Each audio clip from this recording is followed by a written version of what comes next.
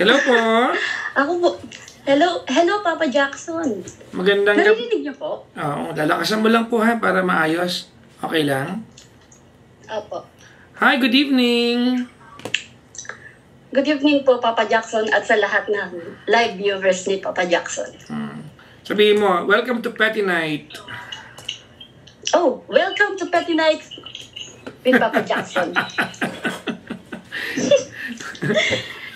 What's your name? Grabe Ma'am, naman. pakipatay po yung pakipatay yung live mo po dyan para hindi ma-store Sige mo. po, sige po. Ako muna, focus ka muna sa akin. May replay naman to. Sige po, Papa Jackson. Hello? Hello? Yes po. Naririnig niyo po ako clear? Naririnig po kita loud and clear. Oh, thank you po. Okay, what do I call you? Oh, Ange na lang po, Papa Jackson. Ange. Ilan taong ka na, Ange? Apo. I'm 44 po. 44. Asan ka ngayon? 44 po. Asan ka ngayon? Nandito po sa bahay namin. Oo nga. Yung lugar po sa Caloocan. Caloocan. Caloocan, Bagong Barrio. Lasing no? Lasing, di ba? Oo. Ay, lasing po yung busis? Hindi. Asa ka ngayon, sabi mo, nasa bahay namin. Oo. Opo, dito po sa street ng Bagong Barrio. Okay. Kinakabahan ako po, Papa Jackson. Ang garang. Ganito pala yung feeling. Anyways.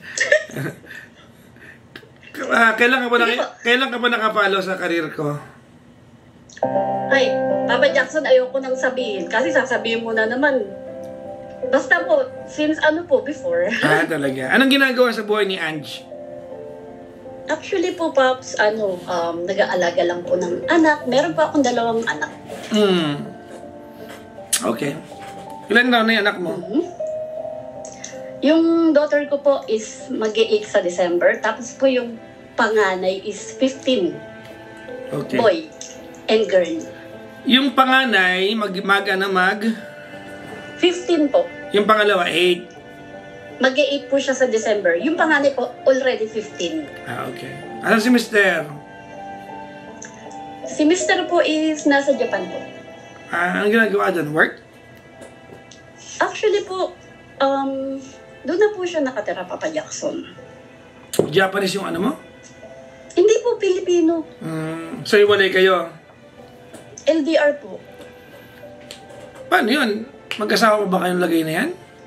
Ito nga yung tanong ko, Papa Jackson eh. Pwede na po ba ako mag-story?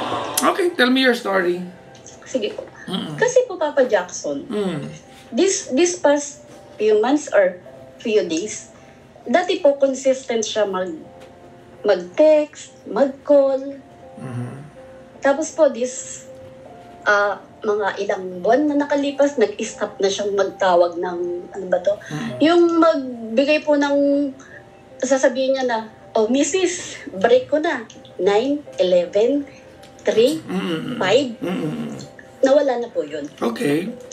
Tapos po, nito pong mga first few weeks, yung call, kapag matatapos na po, kasi nagsasabi ako nung pagtapos ng work, Otskare Dong, ang tawag ko po kasi sa kanya is Dong. Ang tawag niya sa akin is Mrs. Okay. Tapos po, nitong mga nakalipas na araw, sabi ko, hindi po kasi siya yung tipo ng, yung nag-open up. Hindi ka pwede sa kanya mag-open up ng feelings mo. Kasi ayaw niya ng drama. Okay. So ako po yung feelings ko, parang may someone ba? Gano'ng katagal na kayo mag-asawa? Actually po, Papa Jackson, 12 years na po kami, turning 12 years or 13 years. Kasi po na-meet ko siya sa Japan. Doon ka nang galing noon? Opo, I worked before po. Sa Japan? Opo, as entertainer. Ilang taong ka doon, ma'am? Nag-start po ako doon nung 2011. Okay. Tapos po, nag-end siya nung 2019. Okay. Kung paano po ako nakarating doon, I was married to a Japanese po. Fixed, Yung mga ganong fixed sistema po marriage. dati. Oo. Apo. Naku talaga kayo. Kaya po, Papa Jackson, naririnig ko po sa inyo na mahirap ang divorce. Ganun po yung nangyari sa akin. Hindi ko po ma-divorce yung paper ko. Tapos po, ano ba to? Yun, nakilala ko po siya noong 2013 sa workplace ko po. Okay. Tapos po, nung time na yun, iligawan niya po ako. And sabi niya, hiwalay na sila. Married po siya sa Pilipinas na naninirahan din doon. Tapos may anak po siyang 3 doon sa first wife niya. Tapos po, nag-live-in po kami noon.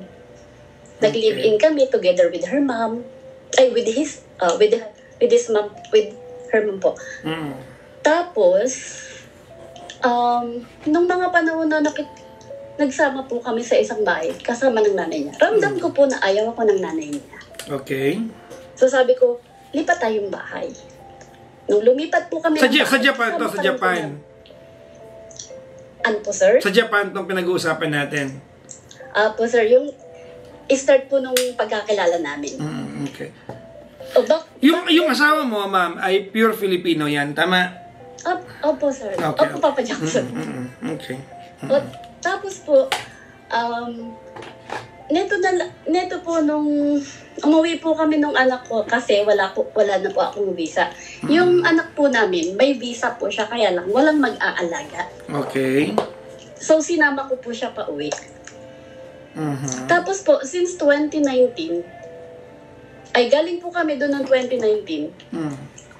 Tapos po, this 2025, nakarating po ako doon ulit. Okay. With my friend's invitation. Hindi dahil sa kanya. Hindi po. Pero alam niya pupunta ka ron. Opo. Ang nangyari po kasi noon, siya po yung nagbigay ng finances, support. Kumbaga ginamit mo lang yung invitation ng friend mo para makapunta. Pero usapan yung dalawa na pupunta ka ron. Po, alam niya po yun, Papa Jackson. Okay. Tapos po, Papa Jackson, nung time na yun,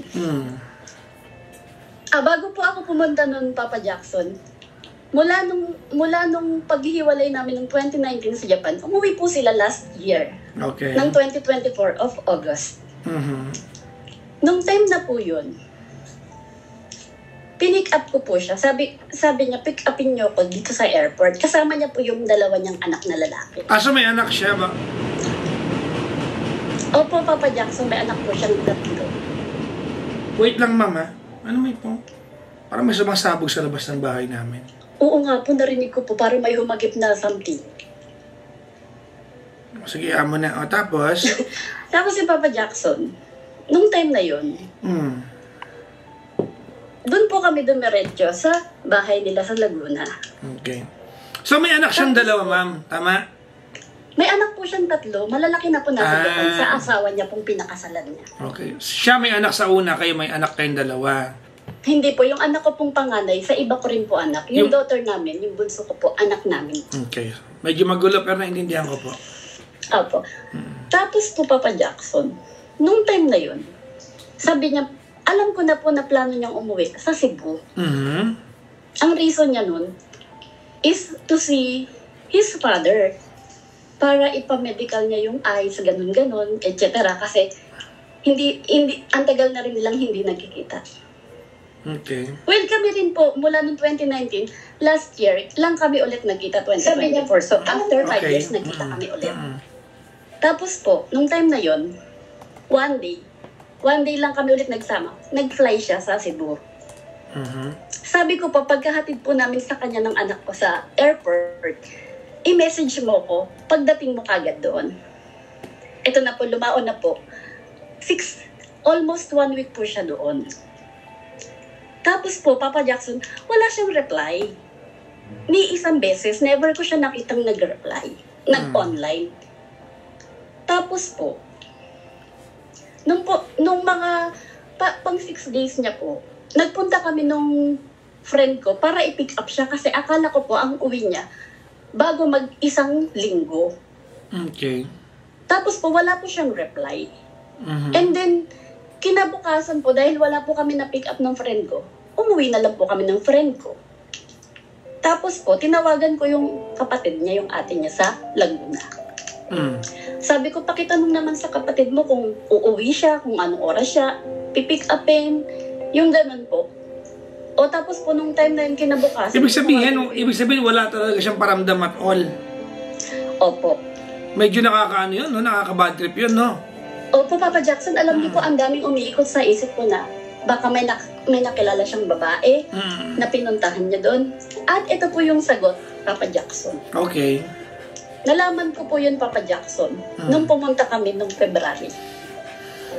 Okay. Na ang inuwian niya pala doon is yung ex-girlfriend niya.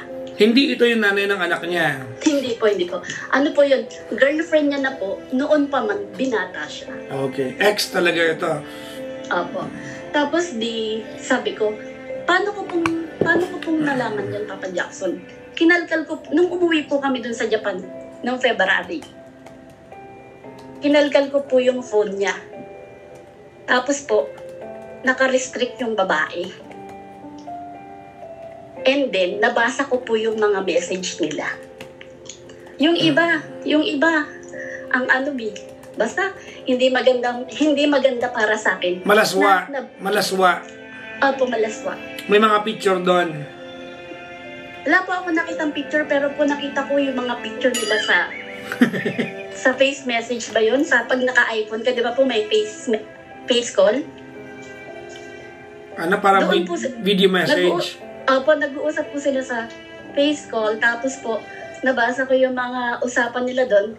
Kesyo, nag-swimming pa kayo nung auntie mo. Ang tawag sa akin nung girl is auntie. Tapos kasi so, aware yung girl na active ang relasyon. Opo. O ngayon po, Papa Jackson, kinonfront ko siya nung time na yun. Sabi ko, ang galing, no? Inirestrict mo pa. So, nakita ko rin. So, siya pala yung inuwian mo nung time na umuwi ka sa Cebu last year. Sabi niya, oo, nilibre niya akong pamasahe, ganyan. Kasi po sa Kuwait nagtatrabaho yung girl. Mukhang mayaman po. So, parang pinagsabay nila yung uwi nila. Opo, yun, Papa Jackson. Tapos nung time na yun, Papa Jackson, sinasabi ko sa kanya, bago po siya mag-fly, bago po siya umuwi dito, sama kami nung anak mo, magbubuk ako. Pera ko, di ba po, Papa Jackson? Sabi niya, wag na. Kasi ang ano ko lang naman dun, ang reason naman ng pagpunta ko dun is si Papa tsaka yung family, yung mga kamag-anak niya, ganun. Okay. Tapos po, yun na nga, nabuking ko na po, Papa Jackson this year. O di sabi niya, hindi ko na nga kinakausap, di ba, nirestrict ko na. Siyempre, nandito kami, kaya i-restrict mo. Nagstay po kami doon for 1 month, Papa Jackson. Nirestrict niya para hindi makatawag habang, di ba? Yun eh. Opo. Di ba po ganun po yung linya ng ibang lalaki? Hindi ko alam, ma'am. May bibenta mo ba ako? Loko-loko ka. Hindi po kayo, Papa Jackson. Yung isa po. Okay, good. Papa Jackson. Ito pa, Papa Jackson. Okay na po sa akin yun. Sabi ko, hindi naman maaalis yung ganung kalokohan ng lalaking. Ay, hindi naman tama na ganyan yung mindset mo. Ano ka ba? Maaalis ka. Oh, ayun na po, Papa Jackson. Second time around po, nung naglilinis ako sa bahay niya, sa apartment niya, meron po kasing mga cabinet sa apartment ng Japan. Meron po silang may nakahang na cabinet doon. Doon nakalagay po yung mga luggage. Tapos po, nung paghila ko po nung luggage na yun, Papa Jackson, may nakita po akong picture. Sabi ko, wow, birthday Tapos dalawa lang sila. Tapos po, alam niyo po yun yung, hindi ko na po ma-express yung feeling ko na kinakabahan ako, natatakot ako, gusto kong magalit. Kasi Papa Jackson, wala siya, nasa work siya eh. Okay. Ano ba nakita mo doon? Picture po nilang dalawa po, na nag-dinner date sila sa restaurant. Tapos po pagkadating niya po, Papa Jackson, nung gabi, naka-ready na po yung picture. Tapos sabi ko, sisatahin mo na siya. Opo. Hindi na po kasi ako makapagpigil, Papa Jackson. Yung bugso ng damdamin ko na nagagalit na ako. Oo, siyempre, kahit naman sino eh. Ayun po, diba? Kinonfirm ko siya dun, Papa Jackson. Sabi niya, ayan, birthday ko yan. Tinrita ko nung ex-girlfriend ng parang tropa lang kami niyan. So, ibig sabihin, hindi siya apologetic sa ginagawa niya. Parang gano'n, ano? Hindi po. Parang wala lang yan. Parang gano'n, ano? Opo. Kasi po, feeling niya, accepted po lahat ng mga kalokohan niya. Well, parang ganun. Kasi po, nasasaktan. Ako rin naman po yung masasaktan kapag in-stress ko po yung sarili ko, na anxiety ako hanggang sa ma-depress ako. Okay. Ayun po. Tapos po, sabi niya, sige, nag-usap po kami nung time na yun. Sabi niya, sorry. Minsan mahina ako, ganyan. Sabi ko, sabihin mo sa akin kung ano relasyon yun ito. Wala kaming relasyon yan. Tinreat niya lang ako nung birthday ko kasi nga, mamahalin yung restaurant. Alam ko po yung restaurant na nakakain ako dun. Hindi, kumbaga, hindi ka maititreat kung wala lang, di ba? Di ba po, Papa Jackson, anong tingin mo sa akin? Although mas matanda ako sa kanya ng 5 years old. 5 years, Papa Jackson, I'm 44, he's 38. Tapos po, Papa Jackson, alam niyo po yung, hindi ko alam sa taong yun kung kailan magmamature yung isip. Hindi, alam niyang mali yun, inilulusot lang niya, yun lang yun. Yun po. Sige po, accepted. Tapos po, nung sabi niya, pasensya ka na kasi wala ka, minsan malungkot, mahina ako, ganyan-ganon. Anong kahulugan na nag-sex daw sila? Hindi niya nga po, inelaborate pa Jackson. Basta sabi niya, tropa lang kami niyan. Hindi mo tinanong? Kasi syempre, di ba may mali siya? Ba't makakakain sa labas kung wala lang? Papa Jackson, understood na po yun.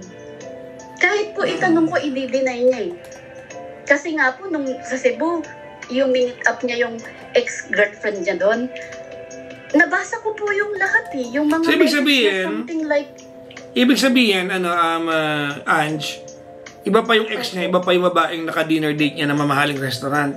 Opo. Tapos po, Papa Jackson, marami pa po ako, last year, marami pa po ako nakita sa messenger niya sa pinaka-ilalim na natabunan na po ng year 22, year 21, year 23, na may mga naging past girlfriend pa po siya na itira niya po sa bahay niya.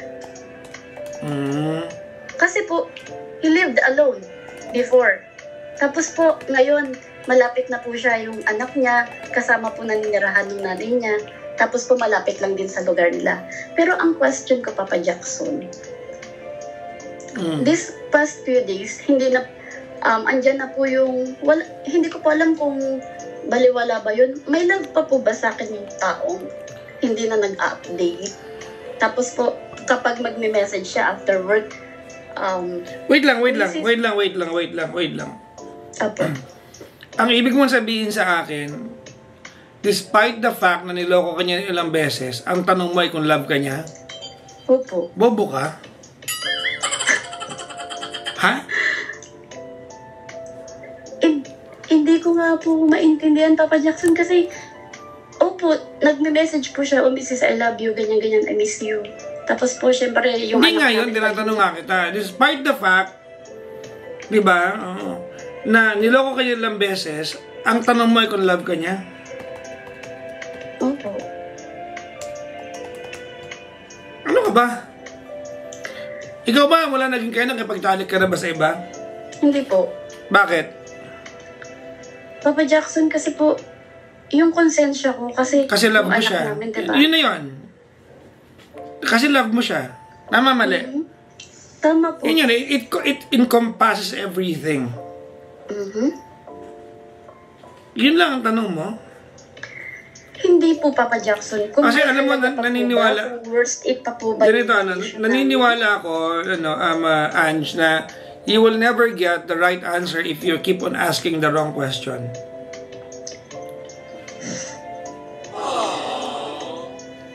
Tama? Opo. Ulitin ko ha. You will never know the right answer if you keep on asking the wrong question. Tama, mali? Tama po. Pero, ano po bang gagawin ko, Papa Jackson? Tapos po, nitong gabi, sabi niya, Mrs., matutulog na ako, papatayin ko muna yung call. Kasi po, every night, nagko-call po kami. Naka-video call lang po siya. May tanong ako sa iyo, Ange. What part of the entire chaos na nangyari? Anong parte dito ang humingi siya ng tawad sa iyo? Nung nalaman ko po yung kalokohan niya. Actually, hindi siya humingi ng tawad eh. Ipinaliwanag niya kung bakit siya nagloloko. if anything, sa akin sa pagkakakwento mo sa akin, if anything, he was trying to justify kung bakit niya nagawa yun. Tama, mali? Opo. Hindi paghingi ng tawad yun. Ayun nga po eh. Siya po kasi yung tipo ng tao na meron akong gustong itanong ng seryosohan, Papa Jackson. Pero sinasabi niya, kung ayaw mong maniwala, makipaghiwalay ka. Oh, may ganun pa. Di ba po, Papa Jackson, dinidare niya ako. Ako po, ayoko pong makipaghiwalay kasi po... Kasi bobo ka. Siguro po. Totoo. Kailangan... Aaminin ko po, Papa Jackson. Kailangan ba ng tawag na to para ma-realize na winawalang yaka ng mister mo? Tapos... Ha? Sagutin mo yung tanong ko, kailangan mo ba ng tawag na to, yung usapan natin na to? Kasi nakita ko parang ilang gabi ka na nagpi-PM sa akin eh, tama? Opo, Papa Jackson, kasi po last time... Diba? Opo. Kailangan, okay, may tanong ako sa'yo, ha? Ganito. Opo. Halimbawa, hindi mo ako nakausap. Halimbawa, patay na ako. Huwag naman, halimbawa lang, ha? Ayoko nun, ha? Halimbawa lang, ha? Opo. Anong desisyon mo sa buhay?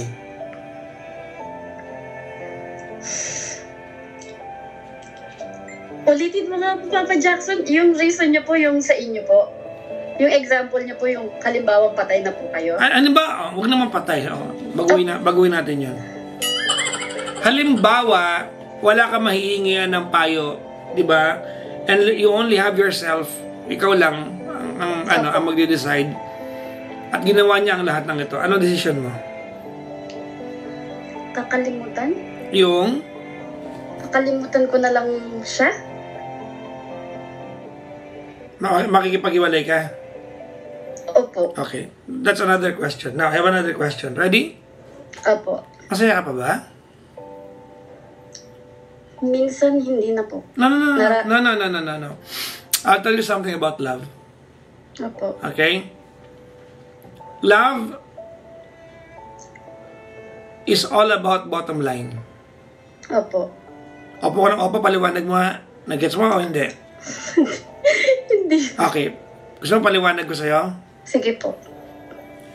Ang pag-ibig ay bottom line yan. Ibig sabihin, may mga pagkakataon, halimbawa, puro kami away, pero, anong bottom line? Masaya naman kami. So yung bottom line, yun ang nagmamatter, di ba? In your case, your bottom line is the opposite. Ang bottom line mo ay, buo nga kami, pero niloloko ka niya. Tama?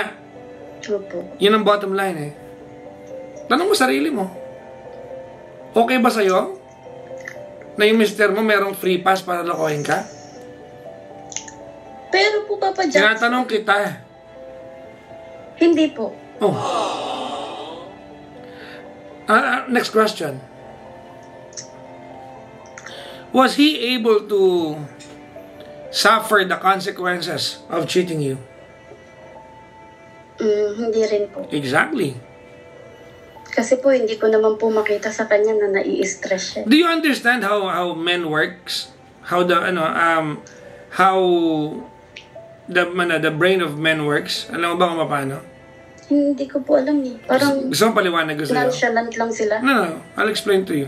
Sige po. Pengi mo na 3-5. Po? Pengi mo na 3-5. Gcash, Papa Jackson. Ano ba yan? Charot lang. Hindi totoo. Ganito ha? Sige po. Ganito. Opo. Men are generally creatures of habits. Ano po yun, Papa Jackson? Habits? Men are generally creatures of habits. Oh, creatures of habits. Okay. Anong kahulugan nun? I'll explain to you. It means, ang mga lalaki, madalas, kung ano nakasanayan namin, it becomes normal to us. And when it becomes normal, nagiging tama sa amin. Kahit to begin with, alam namin mali. Okay, now, i-apply natin yan sa meron kayong sitwasyon. Si nanay mo siya, nalokohin ka. Tama? Opo. That's the first step. What's the second step? It becomes normal to him. Tama? Opo. Normal na lang. Mag-sorry siya, iiyak ka, papatawarin mo, uulitin niya. Becomes normal. It becomes a routine. Tama, mali? Tama po. Di ba? And then, later on, magiging tama na lang siya. Hindi sa kanya, sa'yo. Di ba? Magiging tama sa paningin mo yun. Sasabihin mo, okay lang, buo naman kami, kompleto naman kami. O di, okay.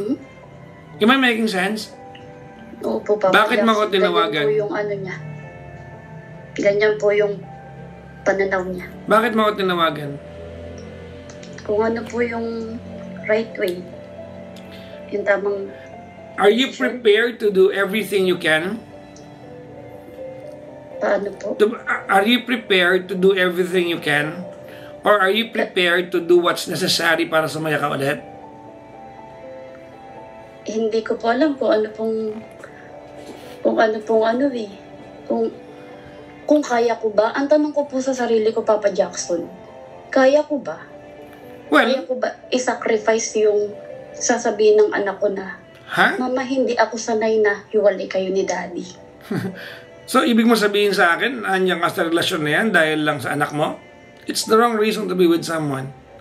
Yung totoo po, Papa Jackson, mahal ko po talaga siya. Sobrang mahal. Okay. Natatakot akong mawala siya. Alright. Masaya ka ba? Hindi po. Exactly. You want my advice? Po? You want my advice?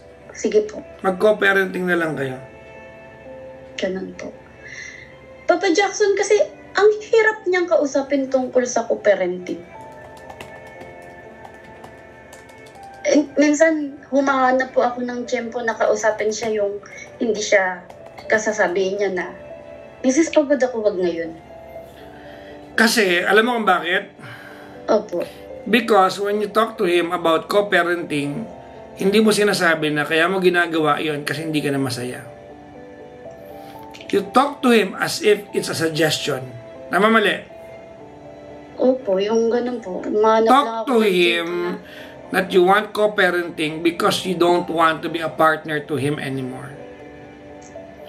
Sa mga babae na kaantabay sa atin, bakit nyo ba sinasanay ang mga lalaki na lokohin kayo? Bakit? Ano po kasi, Papa Jackson, yung... Sasagot ka pa? Mo sa taong yun. Talaga? Sasagot ka? Bago siya. No, yeah, there you go. Yan na tayo. Sinabi ko na ito na maraming beses, no? Pag dumating ang pagkakataon na ang dahilan kung bakit nasa relasyon ka ay hindi na pagmamahal, kundi naging goal na yung lalaki, you are there for the worst reason. Exactly what you said. Wala ka dyan dahil mahal mo siya. Naandyan ka kasi gusto mo siyang baguhin. Tama, mali? Opo. Ba't di ka magtrabaho sa DSWD para baguhin mo yung mga ibang tao doon? Yun lang pala gusto mong gawin. Hindi po, Papa Jackson. Hindi to. No. If you wanna be with someone because you love the person, not because gusto mo siyang baguhin. Papa Jackson, hindi po ba niya nalalaman na yung excitement ko na sabi ko po sa kanya na video call ka lang, andyan lang yung message mo, sabihin mo mag-update ka lang. Masaya na ako eh. Hindi na. Oh my God, ibig mo sabihin sa akin, basta matawagan ka lang yung video call, kahit niloloko ka niya, okay sa'yo? Hindi po, Papa Jackson, kasi po at least alam ko na hindi siya nagloloko. Nakikita ko po nasa work siya, tas nasa bahay siya. Dati po kasi ganun. Alam mo, ang totoo niyan, Ange, ang isang relasyon, di ba, yung relationship dapat must possess yung qualities to provide peace of mind. Hindi nyo nga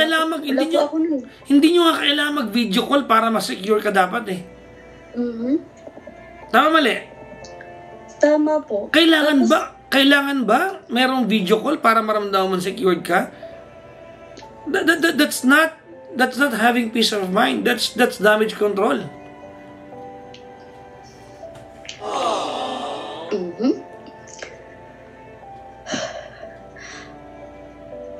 Ang sakit, Papa Jackson, yung alam mo yun, yung ang tagal ng pinagsamahan niya, pero oo nga po, andun na po ako sa mga panloloko niya, pero hindi ko naman po alam kung... Stop.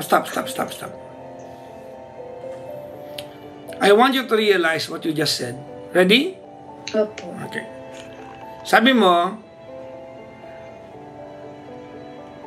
andyan na po ako sa panloloko niya, pero, tama? Opo. You know what pero means? Alam mo kahulugan ng pero? Ang kahulugan nun ay kalimutan mo na yung sinabi ko. Ipagkatanggol ko siya. Okay po. You want my advice? Opo. Have your life on your own. And you're 44 years old. Opo. Nagmahal ka na, nag-fail ka na. Tama mali? Tama po. At yan ang dahilan kung bakit nandiyan ka sa relasyon na yan. Kasi iniisip mo na pag ito hindi nag-work, failure ka na naman. Tama mali? Tama po. So kahit na niloloko ka niya, titiisin mo na lang, at least meron kang picture ng buong family. Tama mali? Parang ganun na po. You know what? I'll tell you something. Sige po. Walang ano to, Hansha. Opo. Walang rewind ang buhay, ha? Opo. Walang reset button, ha? Opo. Sabi niyo nga po, Yeah, I always say that. walang sequel ang life eh. Yeah, life has no sequel. Walang kadugtong to. That's it. Opo. Di ba? And for a couple of years now, you have been miserable. Tama mali? Tama po. Yan ba pinangarap mong relasyon, Ange? Hindi po. Bakit ganun, Papa Jackson? Pangarap ko lang naman po. Hindi ko alam ang sagot, maliban sa bobo ka kasi dahil inuuna mo siya na i-please kaysa yung sarili mong interest. Alam mo, nagmamahal ka naman ng tama. Kaya nga po. Sabi ko, you know what, sa unang... Ange, you know what? Apo. Okay lang magpakatanga Apo. para sa tamang tao.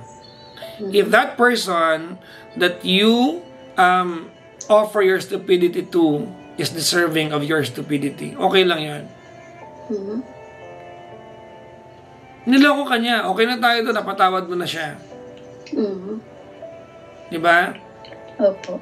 Ano ba ang prerequisite? Ano ba ang requirement pag ang lalaki o ang babae, kahit sino nanloko? Diba, dapat bumawi siya?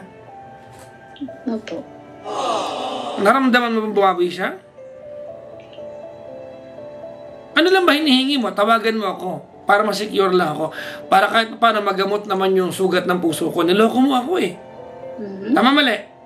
Opo. Simpleng bagay. Nakakamatay ba gawin? Di ba hindi naman?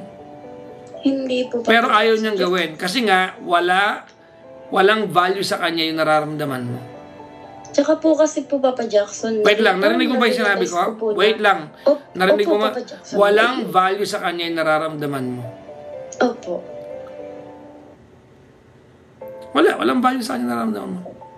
Yung kahit na 2 days po siyang, nung time na po na nagme-message po ako sa inyo last night, di po siya nagparamdam nun ng 2 araw. So po, ako po, iniisip ko, ano ba nangyayari? Kung namatay ka ba?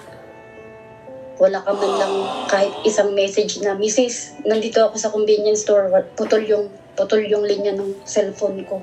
Kaya hindi ako makatawag. Tapos po tumawag po siya kahapon lang. Sabi niya, putol yung cellphone ko, kaya hindi ako naka-message. So, Huwag na tayo maglokohan. Japan yan. May wifi ang buong Japan. Tumigil nga siya. Di ba po, Papa Jackson? May Facebook. Nakapunta na akong Japan. Huwag siya makulit. Kama sa kanya. Di ba po, Papa Jackson? Tumigil siya. Sa Pilipinas, magagawa mo yan. May dadahilan mo yan dito. Pero dyan sa Japan, wala. Ang internet sa Japan ay godlike. Tumigil siya. Kaya nga po, isip ko po nung siguro magkasama sila nung may kasama siya. I have a question. Opo. Is this what you deserve? Ano po, Papa Jackson? Is this what you deserve? Hindi po. There you go. Kailan ka po to, Papa Jackson, nasasaktan nga po ako. Kailan ka makikipaghiwalay? Ange, kailan ka makikipaghiwalay? Bukas? Hindi ko po masabi, Papa Jackson, pero... No. Makikipaghiwalay ka?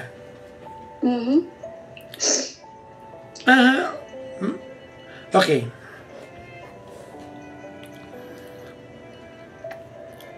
Listen very, very carefully. Opo. Ready? Opo. Okay. I want you to remember that it's a failure it's a bigger failure that you allow a person you love so dearly to walk all over you while you take care of how he feels. Mas failure yun, part na yun. Mas maganda pang tapusin mo na ito ngayon, iyakan mo yan ng 1 taon, kalahating taon. At least, by the time that you emerge on the other side of this, sarili mo yung minahal mo. Hindi yung nagmamahal ka ng kapartner, pero winawalang iya ka. Ayun nga po, na-realize ko po yun sa sarili ko. There is a thin line, no? May manipis na linya sa pagitan ng tanga at mabait. Magkaiba yan. There's a thin line between tanga at pagiging mabait. Ewan ko po, parang yung dalawang yun, nasa akin na po. Hindi ka mabait, wag ka magkano dyan, tanga ka lang. Tumigil ka. Ano sabi mo? Hindi pagiging mabait yan. Iba ang mabait, iba ang martir, iba ang tanga. Ang mabait, sa tamang lugar. Ang martir, may dahilan kung bakit tumatanggap ng pasakit. There's a noble reason behind. You are neither. Nagpapakatanga ka lang sa lalaking walang pakialam sa nararamdaman mo.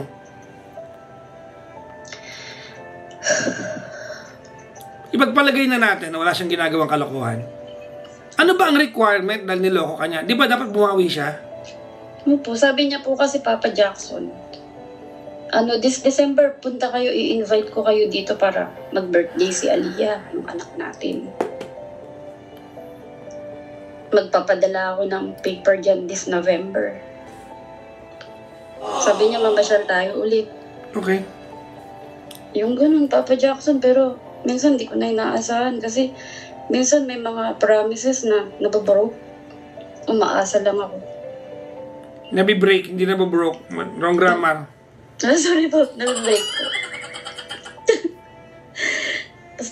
Basta, Papa Jackson, masakit. Nasasaktan po ako kasi itong mga nakalipas na gabi, iniisip ko po kung saan ko uumpisahan, paano ko po uumpisahan, paano ko kukunin yung oras niya kasi hindi ko nga po siya makausap ng ilang minuto eh. Kasi po, in-ended niya kagad yung call kasi sabi niya, Mrs. wala masyadong MB yung wifi ko kasi mahina, mauubos na.